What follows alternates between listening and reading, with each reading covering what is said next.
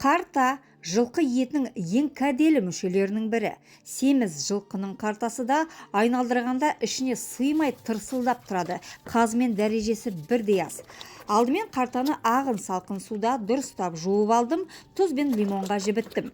Менен тағы бір лайфхак: қартаға айран құйып жібітіп жусаңыздар, иіс қоңыз шырышы да жақсы кетеді.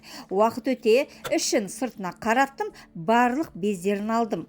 Таза қартадан көптеген зәру деликатестер жасадым.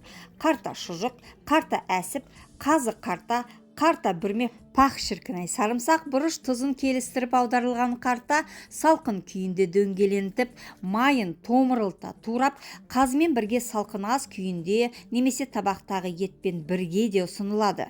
Ағзаға өте пайдалы, алуан түрлі дәруменге бай, аса нәрлі де құнарлы келетін осы қарта. Бейнедегі барлық қарта шұжықтар YouTube арнамда.